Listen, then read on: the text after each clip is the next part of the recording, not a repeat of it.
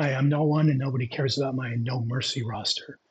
But I've been playing No Mercy Plus, the most recent edition, and messed with the roster and thought maybe some people might find it fun to look at. And of course, just as I was setting this up, I have lost my voice. So we'll see if we can deal with it or if I should do this later. Anyway, a couple of spoilers in that little demo if you paid attention.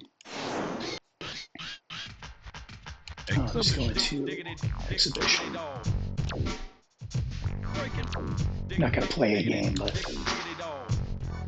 non-title match. Okay, so I have been watching a YouTube series called Reliving the War, where they're going through and they're chronologically watching all of the Monday Night War. And I had an idea when he was in mid to late 1997 to kind of make a kind of 97-ish roster where kind of all the major American promotions came together to have a big gang rules fight. Because in concept, I like gang rules. In execution, it was terrible. But this is anachronistic. It's not really realistic. It doesn't have everything like exactly the same as in 97. So it's a kind of a mix of 97 through 99, maybe even a little bit of 2000. So you see our first group here is the Ministry, which is the 1997-98 version of The Undertaker. I don't remember when he wore this gear. And then Phantom of the Opera. And then in 98, The Undertaker dressed as Kane to fool, I think, Mr. McMahon. And then, of course, we have Kane. Black suit Kane, 2000 suit Kane. And then one time Kane dressed as The Undertaker. And I think he used those fake tattoo sleeves. So I gave him not the right tattoos. Mankind to me makes a lot of sense with Kane, even though that their real team did not last very long. Mankind, Black Suit Mankind. This is from when he went into the ring and kind of said it's not worth it anymore. When after Cactus Jack stuff went down with him and Chainsaw Charlie, and then after which he started he mixed he mixed Mankind with Corporate Dude Love, and that's that. We have Midian. Nobody really cares about Midian. I could have overwritten this guy just as easily as included him. To me, if there are any female wrestler that makes sense to be a part of the Ministry, it's Luna. She was traipsing around with the oddities around this time. But it's kind of a mix between her earlier, like WrestleMania 9 appearances and her time with Goldust. Viscera. Does anybody like Viscera? Does he have a single fan? And then there's a Mabel in there too. Gangrel and the Brood thematically fit, but you'll see what I did with the Brood here in just a second. Hakushi is from just before all of this. I think he was a 96 wrestler. But to me, he seems like he would fit as like a fallen monk.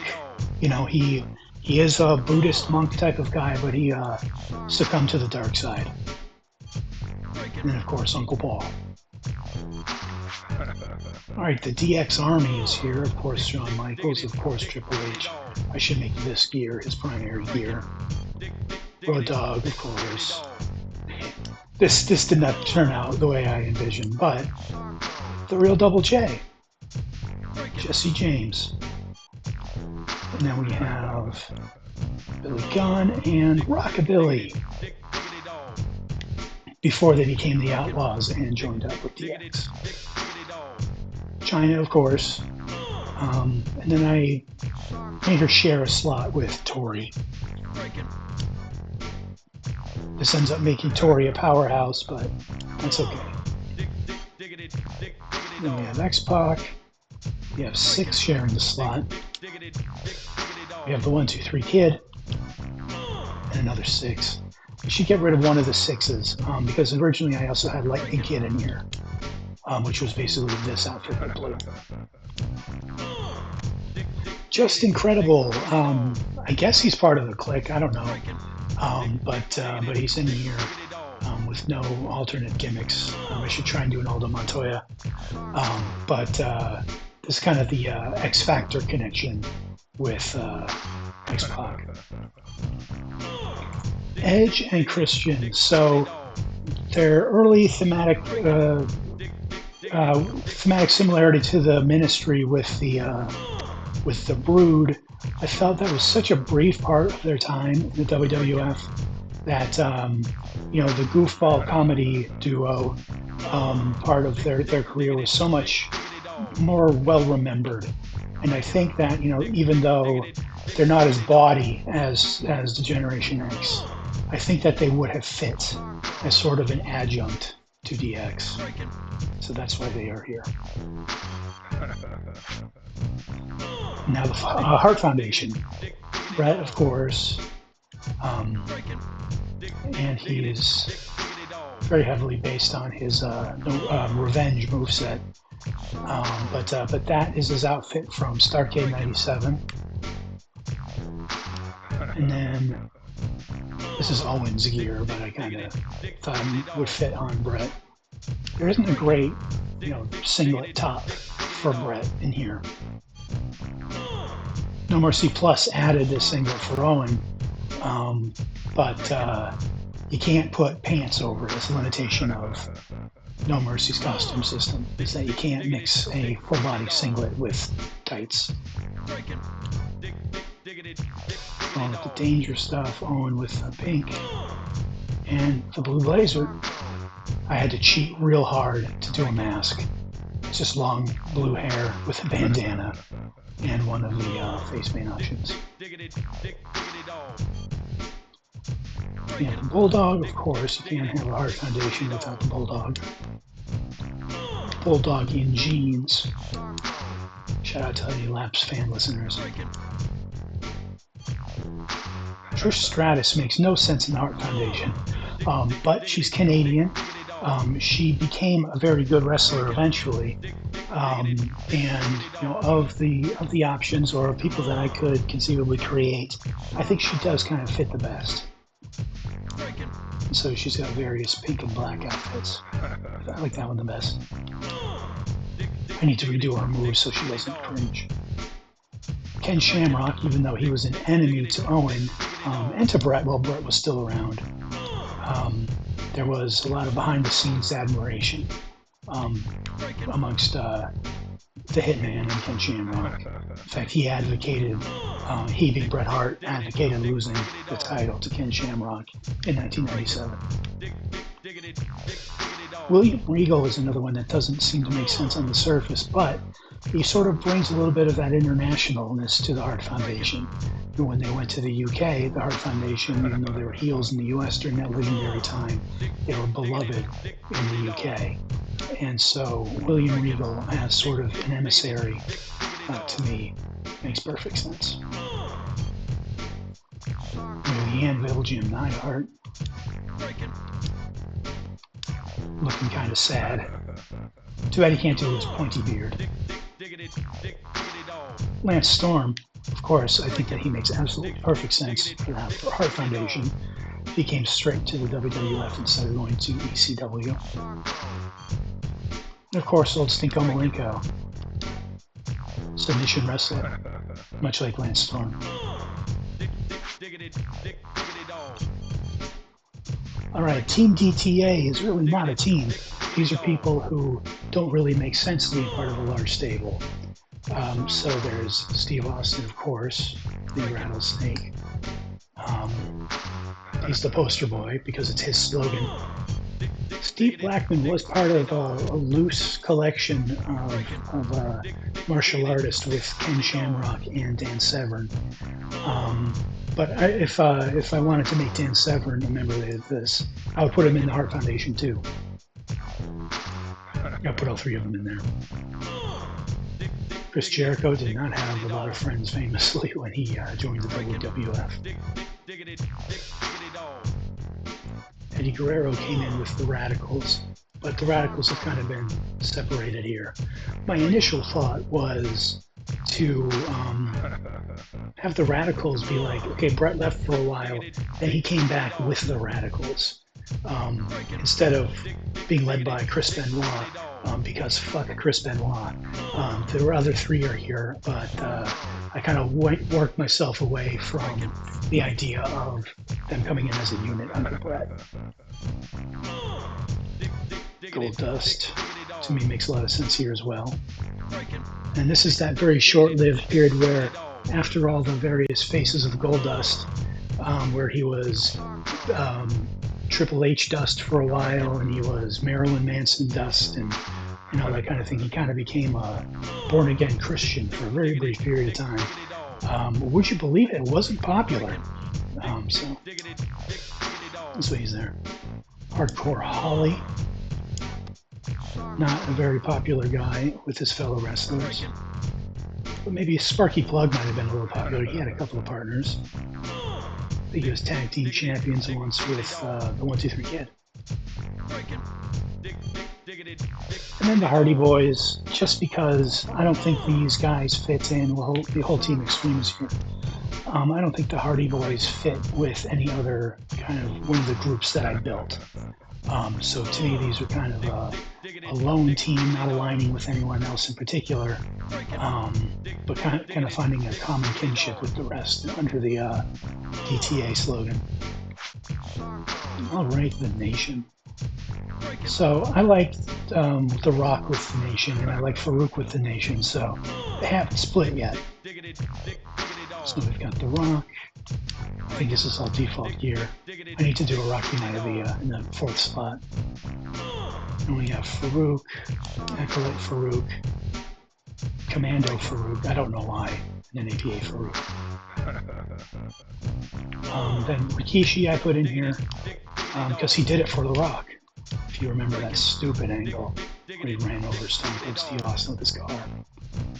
And then there is Fatu, and I went more Wild Samoan Fatu than Make a Difference Fatu.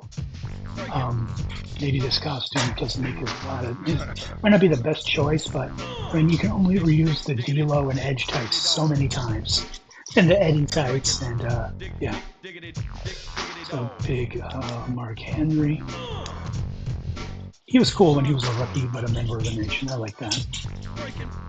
And then this for his Team USA days. We have D'Lo Brown. I think he is all default. I don't know if he had the lowdown gimmick, but I don't think that a big costume change, did it? I should look at that. So why are Too Cool in here?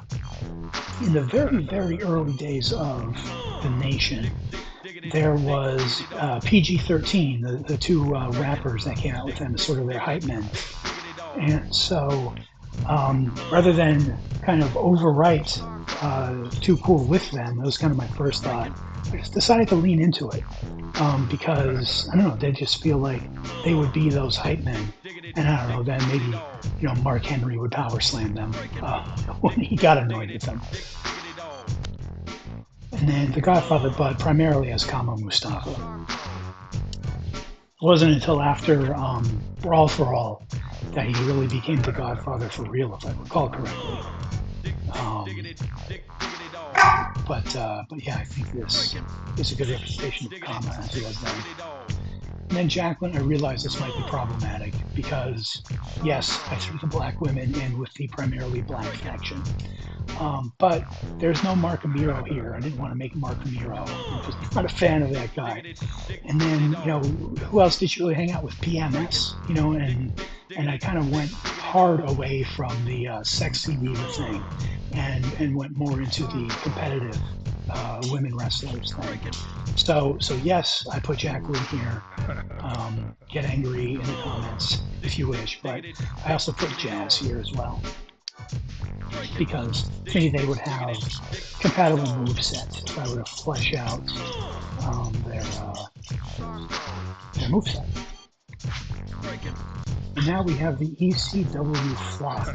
I named it the Flock because this happens. This roster was put together people who have long left ECW. Raven, of course, is in WCW at this time. Taz is, of course, in the WWF at the year 2000. So at the time of this game, he is still in ECW. Come to think of it. And under Taz, I added the Tazmaniac. Apologies for the hiccup there. Raven, did I do? Johnny Polo. I think that came out super well. Right, now we've got Rob Van Dam. I have not built out his moveset. I just kind of gave him the that stance. Hard to make a colorful singlet. And this is Robbie Lee from his, I think, one match in WCW where he wrestled barefoot in a red singlet. But yeah, you see this is various singlets available in the game with the Kane jersey over it. Now there's Sabu. Of course, you can't have ECW without Sabu.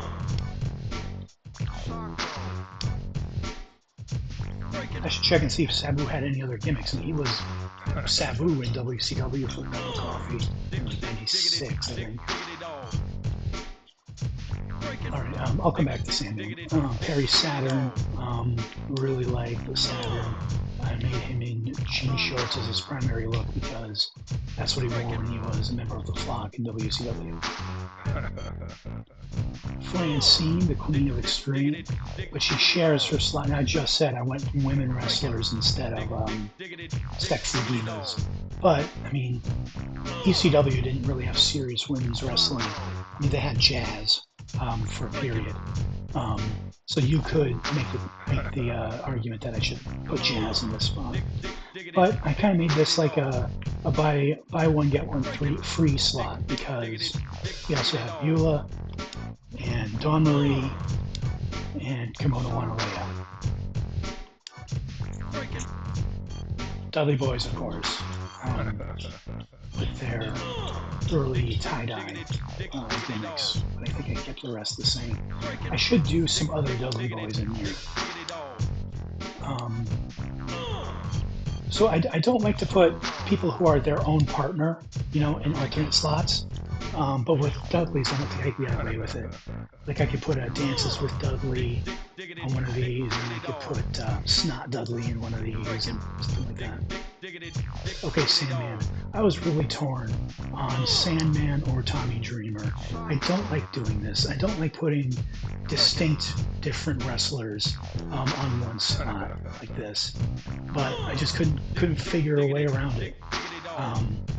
And they're kind of like inverses of each other, right? Sandman is the chaos, and he's the you can't tell if you can trust him. Whereas Tommy is like the baby face to the nth degree, to the point where it's annoying, and you kind of want to see him get killed with the Singapore cane. So I'm open to suggestions if anybody watches this. All right, the Blue World Order.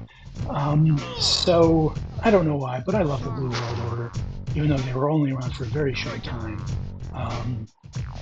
So we've got Big Stevie Cool alongside the regular Stevie Richards.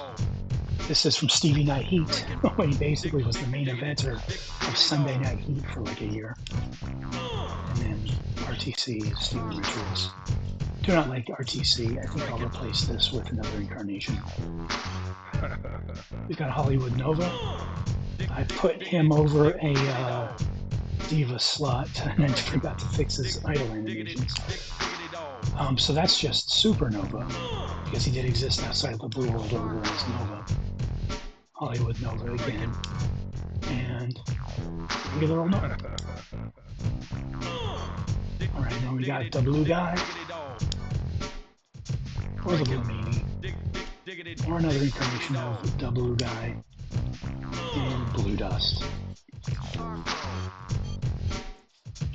Guy and Tai is represented here. Taka is mostly. I gave all the BWO Japan guys the same T-shirts. The Skull, the Kanji, and this one. which this is meant to be like a see-through top with a bra under it. It's for Rita, but to me, it's like it's the only crop top in the game that a fella could get away with wearing. In colored blue, you can almost not even tell. In the game, you really can't. It just looks like it's a crop top shirt. Dick Togo, the blue meeting shirt, because he always wore a T-shirt, I think. At least when they wrestled in ECW. And it's Teo, one of which I should make into Terry Boy. Funaki. And then the Blue Bangers. Because of all the guys in the WWF default roster, well, these guys aren't in the default roster, but they are in No Mercy Plus. Of all the guys in there, who would suit the goofballiness of the Blue World Order? Well, it's the Blue Bangers. Or Headbangers. You know what I mean. But I have the regular outfits in here, and then, of course, Chaz for Mosh. And then Thrasher, who I think was just Thrasher after the team split up. He was just Headbanger Thrasher. But if there was another gimmick, I should look at that. Try to fit that in there. Okay, the corporation has heavy liberties taken. So, of course, you have to have Vince. This is the Mr. McMahon character, not the man. To drive that home, I guess I'll change his name to Mr. McMahon. Kurt Angle, I don't think he was part of the corporation in reality, but he just sort of fits. He's like so naive, he thinks he's doing the right thing just by listening to the boss. Speaking of the boss, the Big Boss Man, or Big Bubba Rogers, or the classic Big Boss Man, or the same Big Boss Man with shades. I should do another one of his many WCW gimmicks. Shane O'Mac shares a slot with the Mean Street Posse. Pete Gas was good. He could have been something. Bradshaw as John B. Layfield here. It makes absolutely no sense. He was brawling in Tough Enough, or not Tough Enough, but Brawl for All in this general time frame. But what if he hit his John Bradshaw Layfield character a little early? This is Blackjack Bradshaw. And then he couldn't come up with another outfit for him, so I thought this white fisherman's sweater fit him really well. Alright, I do love corporate dude. I like this red now. I tried to make a brown suit because this one time when he first proposed himself to Mr. McMahon, he was in a brown suit. And just an alternate color. Stephanie, although they were always enemies, Stephanie and Linda share a spot. And then the corporate lackeys, Jerry Lawler, Jim Ross, even though he tried to portray himself as kind of a renegade, friend of Steve Austin, he really was, cashing those paychecks signed by the boss. Or Finkel, Lillian Garcia, just to have, screen people here. Patterson, Briscoe, Michael Cole, Jonathan Coachman. All these people were individual characters in No Mercy Plus. Some of them were Echo Fighters, just two in one slot. But so yeah, I really crammed a lot of people in here together. All right, in the legends, we've got the hardcore legend himself, Cactus Jack. No Mercy by default, they make him like Yokozuna sized, and even at his heaviest, at the very end, he never looked like that. So I always take him down to the thick body type. Bob Backlund. He could have gone in the corporation. It was a toss-up, but I want to put him in the corporation as his, because he was Mr. Backlund before there was Mr. McMahon. If you remember, he was trying to run for president. Terry Funk and Chainsaw Charlie. I wish the Funk You t-shirt was in here. Andre was the final boss of this game, but we also have Giant Machine. I wonder who this is. You know, nobody knew really who Giant Machine was. Just kind of appeared in the business, disappeared, and nobody ever really heard from him again. Andre the Giant is a little upsettingly small blue trunks. Oops. And John Fair, which was his original gimmick when he was young, first broke in. All right, Animal and Hawk will require a little bit of explanation here, so sit tight with me, because they have Echo Fibers in their slot. So Animal has Power Warrior. Power Warrior was Hawk's partner for a period in Japan. When Hawk left the WWF in, I think it was 93 or 94, he went to Japan and teamed with Kensuke Sasaki, and Kensuke did this Power Warrior gimmick to tag with Hawk as the Hellraisers. This is Animal from LOD 2000 with his small shorts. Then I just mentioned Kensuke Sasaki, might as well just put him as himself in the fourth. Why are you begging off? in the fourth slot. So same thing here. When Hawk left the WWF after, I think it was SummerSlam '92. Now that I think of it, Animal still had dates. They still had a house show tour booked, and so they threw Crush into LOD here and teamed him with Animal. So this is represent that. Now I don't think Crush actually had face paint for this. I think he was just sort of his Kona Crush self, but just in Legion of Doom tights. And I don't believe they were actually gold. I think he was just wearing a spare pair of Animals. But you know, he wanted to differentiate him a little bit. Hawk wore blue during that stint in Japan. And then again, since I had Crush in here, might as well throw in Kona Crush. Far from a legend, but man, when he showed up for the first time, I was sure he was going to be WWF champion. Yoko, of course. I didn't build him out, but I should probably do a Great Coquina as his fourth slot. And then Sarge, sharing a slot with Dr. Death. This is Sarge in his Stooge wear after that brief period where there were 3 Stooges. I think that lasted through, I'm not going to guess. It didn't last to 99. Did I? Yeah, Steve Williams in his burgundy outfit. And then we've got the Brooklyn Brawler sharing a spot with Gilbert.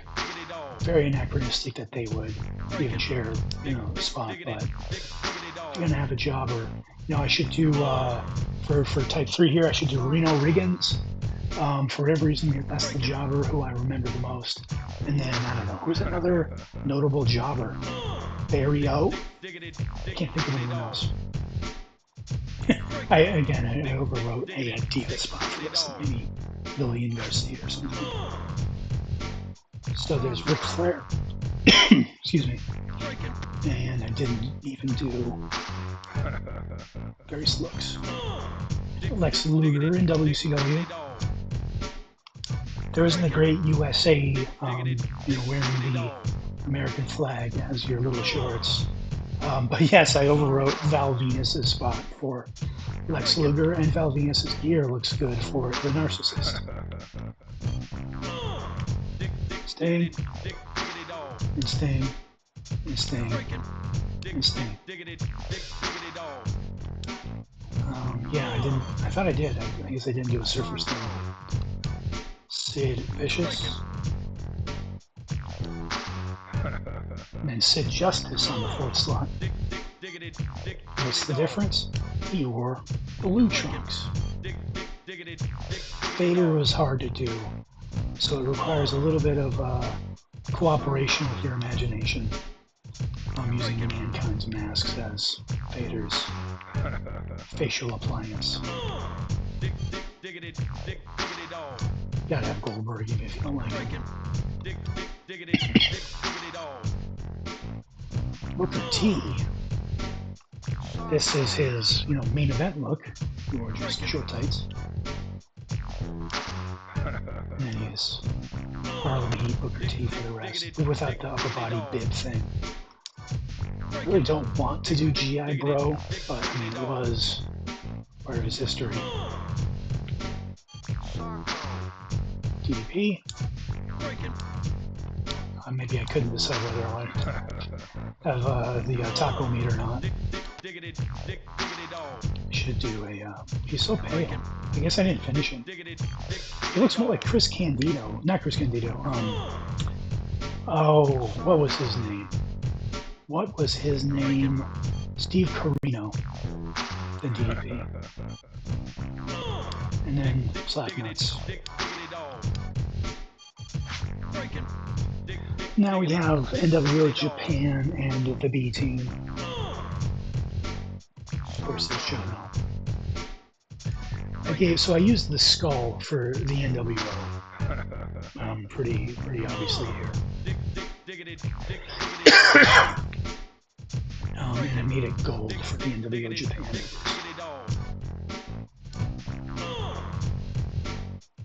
There's very little you can do for face paint or masks that want to cover the whole face. There's either this or there's Kane. And then there's the Leatherface mask. And then this mod adds gold dust faces. None of which really work.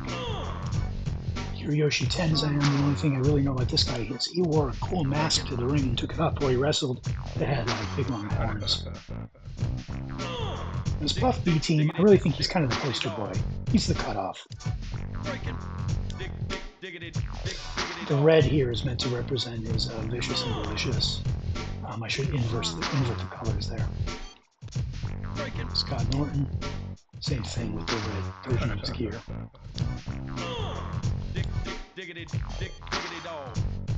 Stevie Ray, so if you're wondering, we got Booker, where's Stevie Ray? He's in here, and I need to make him a Harlem Heat gear. The Phantom of the Opera mask for The Undertaker works for Fake Sting because for a while, not too long, but like for a couple weeks after Real Sting started painting the lower half of his face, he did too, but for a little bit of a stint, he did. So I made laughing at myself here. So I did try a Surfer Sting on Fake Sting, but not on Real Sting. This one makes me feel bad. Kurt Hennig doesn't belong on the B team, but really, once he joined the Wolfpack for like a week and then went back to Hollywood, he was hardly featured. I don't think there was a period where he was the main event for like a month and a half straight, Nitro, in mid '98, and then he just, if I recall correctly, he just fell off the face of the earth. I think after Rick Rude passed, that probably messed with him. Yeah. Brian Adams. I take back what I said about Buff. Like, this guy is like the core of the team. I should move him into the center position. Brian Clark. Heel Crush. So the only instance of me having the same person representing the two character slots. Just because the other one I kind of consider as a Easter egg. And the NWO Prime, of course, there's Hollywood. And your Immortal Hulk Hogan in the last slot. Kevin Nash. So that's his red Outsiders gear. This is an NWO Wolfpack shirt. Again, remember I used the Skull t-shirt as my analog for the NWO. And this is Diesel. I also used the DX like this. If I needed a singlet for an NWO member, I used this, which then makes this not make sense for Diesel. But it's not a modern game. You can't apply your own labels. Scott Hall was doing karate for some reason. I did not build out all the movesets, obviously. Scott Hall in my heart is always Wolfpack. Wolfpack is Scott, Kevin, and Six. And Randy Savage for a brief period. Randy Savage is weird because he was NWO, but he really wasn't NWO. Like, he wore Madness shirts and headbands, not NWO. It was really kind of like, I don't know, he was like a loose cannon. He was like the NWO Sting in a way, right? But he still fought alongside him. There wasn't really any doubt. Konnan. So I moved Mr. Perfect out of the A team because I wanted Konnan. Because early days of Wolfpack, he was an important part of it. And he was actually shockingly good for the period there too.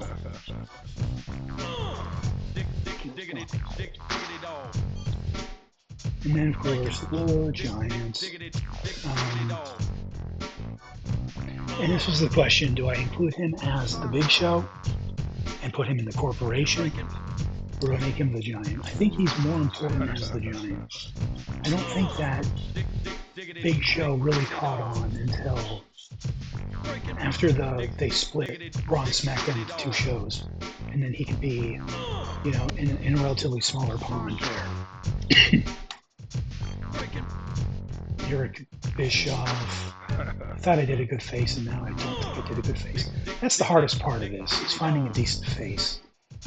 You know, you can kind of bodge up a costume and blame it on, well, you don't have much to work with, which is true. The faces, there are so many faces, and it is hard to find good ones. He shares his spot with his Echo Fighters, Vincent. This sad sack face is just lovely. That's Midian's face, actually. Ted DiBiase. And Record.